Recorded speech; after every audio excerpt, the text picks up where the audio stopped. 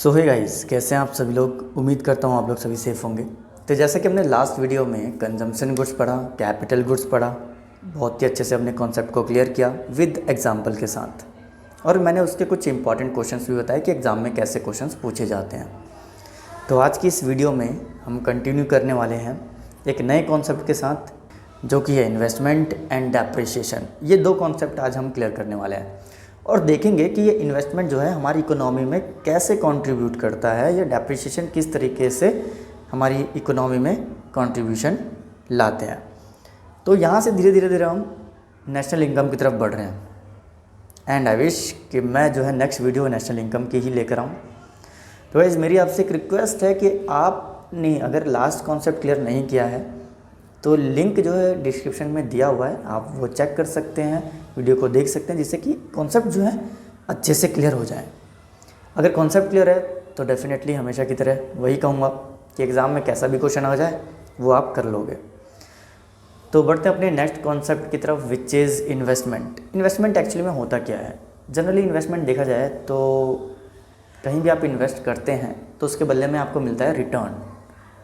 तो जितना अच्छा रिटर्न रहेगा उतना ज़्यादा हम इन्वेस्ट करेंगे in the form of interest या फिर डिविडेंड। इस तरीके के आपने सुना होगा, ठीक है। कहीं भी आप अगर पैसा खर्च कर रहे हैं, किसी बिजनेस में पैसा खर्च कर रहे हैं, तो आप क्या सोचते हैं? उससे मेरे पास रिटर्न आए, भी कह सकते हो कि प्रॉफिट आए, ठीक है। ये बेसिक सा था। लेकिन इकोनॉमी में कैसे काम करता है ये? इन्वेस्टमेंट का मतलब होता है कैपिटल फॉर्मेशन, यानी चेंजेस इन स्टॉक। यानी कि हम क्या करते हैं, जो भी हम प्रोडक्शन कर रहे होते हैं उसमें कैपिटल गुड्स का यूज़ करते हैं, जिससे कि कैपिटल हमारी फॉर्म होए, यानी कि हमारी पूंजी जो है और बढ़े। ओके, तो ये प्रोसेस जिस तरीके से काम करता है वो इन्वेस्टमेंट कहलाता है। यानी कि बेसिकली कहा जाए तो इन्वेस्टमेंट एक ऐसा प्रोसेस है जो कि कैपिटल फॉर्मेशन में हेल्प करता है और हमारी स्टॉक ऑफ कैपिटल को इंक्रीज़ करता है। ओके, तो ये इन्वेस्टमेंट है।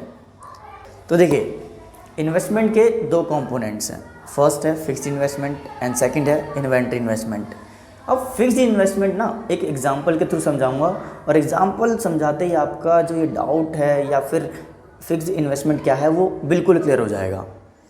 तो देखो, सपोज़ मैंने एक बिज़नेस स्टार्ट किया और उस बिज़नेस में मैंने 8 मशीन जो है वो लगा दी प्रोडक्शन पर्पज़ के लिए। भाई मेरी 8 मशीन चलेगी जो कि प्रोडक्शन करेंगी। और अकाउंटिंग पीरियड समझो, और अकाउंटिंग पीरियड ले लेते हैं 2023 2024। ओके, ये हमारा अकाउंटिंग पीरियड हो गया 23 से 24 तक। तो इस अकाउंटिंग पीरियड में मैंने कितनी मशीनरी लगाई हैं? 8 मशीनरी लगाई हैं प्रोडक्शन को चलाने के लिए। अब at the end of the year क्या होता है, या कह सकते हो at the end of the accounting period मैं 2 मशीनरी और ले आता हूँ। अब मेरे पास कितनी मशीनरी हो गई? 10 मशीनरी हो गई। अब ये 10 मशीनरी जो हैं मेरा प्रोडक्शन लेवल हाई कर देंगी। यानी कि कहाँ, सपोज़ मैं 1 लाख प्रोडक्ट्स जो है बना रहा था, अब मैं 1,20,000 बना रहा हूँ।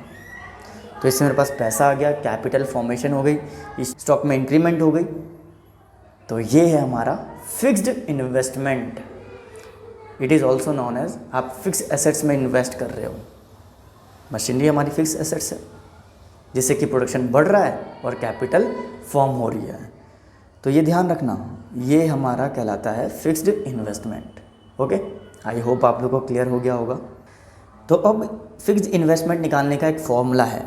अच्छा, एक बात बताओ, अगर मैं आपसे पूछूं कि कितना फिक्स्ड इन्वेस्ट किया मैंने, जो मैंने अभी बताया एग्जाम्पल, उसमें मैंने कितना फिक्स्ड इन्वेस्ट किया? मेरे पास 8 मशीनरी थी, मैंने कितनी मशीन लगा दी? 2 मशीनरी लगा दी, ठीक है। पहला फॉर्मूला ये, डायरेक्टली बता दो कितना इंक्रीमेंट हुआ है। दूसरा फॉर्मूला ये है कि पहले थी 8, पहले 8 थी, यानी कि beginning of the accounting period में मेरे पास कितनी मशीनें थी? 8। अब मेरे पास कितनी है? 10। दोनों का डिफरेंस कितना आया? 2 आया। तो ये 2 फॉर्मूले हैं। क्या करो, दोनों के डिफरेंस को निकाल लो, या फिर आप बेसिकली बता दो भाई कितना इंक्रीमेंट कर दिया आपने, तो 2 इंक्रीमेंट कर दिए मैंने मशीनरी में, ठीक है। तो ये आपका क्या कहलाता है? Fixed investment. फॉर्मूला आपकी स्क्रीन पर चलो मैं दिखा देता हूँ। ओके, अब क्लियर हो गया होगा। यानी कि क्या करना है हमें, जो भी आप बिगनिंग में लगा रहे हो जो भी आप एंड में लगा रहे हो दोनों का डिफरेंस माइनस कर दो, आ जाएगा fixed investment. Okay, so I hope आपको बहुत ही अच्छे से क्लियर हो गया होगा अब। सो गाइस, अब जो नेक्स्ट कॉन्सेप्ट है वो है हमारा इन्वेंट्री इन्वेस्टमेंट। बहुत ही इंटरेस्टिंग कॉन्सेप्ट है ये और बहुत ही ईजी भी है, क्योंकि इसमें जो हम पढ़ेंगे ना वो ऑलरेडी हम पढ़ चुके हैं। बात करते हैं फिनिश गुड्स की, वो हम पढ़ चुके। बात करते हैं सेमी फिनिश गुड्स, वो भी हम पढ़ चुके। बात करते हैं रॉ मटेरियल, वो भी हम पढ़ चुके। तो these all are known as inventory. अब एक अकाउंटिंग पीरियड की भी बात कर रहे हैं जिसमें कि ये सारे इन्वेंट्री हैं। अब उस अकाउंटिंग पीरियड में क्या होते हैं, चेंजेस आते हैं कि इस टाइम पर बिगिनिंग ऑफ द ईयर मान लो 1 लाख रुपए हमारी इन्वेंट्री है। अब at the end of the year जो भी चेंजेस होगा, कम हो या ज़्यादा हो, तो ये हमारा इन्वेंट्री इन्वेस्टमेंट कहलाएगा। यानी कि जो भी चेंजेस आएंगे ना इन्वेंट्री में, वो इन्वेंट्री इन्वेस्टमेंट कहलाएगा। ओके, तो आपने रॉ मटेरियल ख़रीद लिया प्रोडक्शन को बढ़ाने के लिए, तो ओब्वियसली चेंजेस आ गया, इन्वेस्टमेंट कर दिया आपने, इन्वेंट्री आपकी बढ़ गई। तो ये जो चेंजेस है यही कहलाएगा इन्वेंट्री इन्वेस्टमेंट। अच्छा, इसको निकालने का क्या फॉर्मूला है, कैसे निकालेंगे हम? सेम उसी तरीके से जिस तरीके से आपने फिक्स्ड इन्वेस्टमेंट निकाली। अच्छा जी, जितना हमने इन्वेस्ट किया स्टार्टिंग में, जितना हमने मिड में इन्वेस्ट किया या एंड ऑफ द इन्वेस्ट किया, उन दोनों का डिफरेंस, या फिर आप बता दो कितना इन्वेस्ट किया है इस साल, ख़त्म। ये आपका इन्वेंट्री इन्वेस्टमेंट होगा। ओके, सो आई होप आपको क्लियर हो गया होगा ये फॉर्मूला भी। तो ज़्यादा कुछ डिफरेंस नहीं है अगर देखा जाए फिक्स्ड इन्वेस्टमेंट और इन्वेंट्री इन्वेस्टमेंट में, तो फॉर्मूला भी लगभग सेम ही है। वहाँ पे भी आप एंड माइनस बिगनिंग कर रहे हो, यहाँ पर भी एंड माइनस बिगनिंग कर रहे हो। अगर दूसरा फॉर्मूला पूछे तो वहाँ भी चेंजेस है, यहाँ भी देखें तो चेंजेस है। Okay, so guys I hope आप लोग को क्लियर हो गया होगा फिक्स्ड इन्वेस्टमेंट क्या है और इन्वेंट्री इन्वेस्टमेंट क्या है। अब बढ़ते हैं अपने नेक्स्ट कॉन्सेप्ट की तरफ, जो कि बहुत ही ज़्यादा इंपॉर्टेंट है, विच इज़ डेप्रिसिएशन। डेप्रिसिएशन आपने अकाउंटिंग में भी पढ़ा होगा, बहुत ही इंटरेस्टिंग कॉन्सेप्ट है। वहाँ पर हमने 2 मेथड पढ़े होंगे, स्ट्रेट लाइन मेथड और रिटर्न डाउन वैल्यू मेथड। तो यहाँ पर डेप्रिसिएशन का क्या काम होता है? देखो, जो वो 8 मशीनरी खरीदी थी ना हमने, 10 साल बाद उस 8 मशीनरी की कॉस्ट जो है कम हो जाएगी, उसे हम डेप्रिसिएशन करेंगे। ड्यू टू एनी रीज़न, किसी भी रीज़न से अगर वैल्यू में गिरावट आती है तो वो डेप्रिसिएशन कहलाता है। आप यूज़ कर रहे हो तो उसकी वैल्यू कम हो रही है।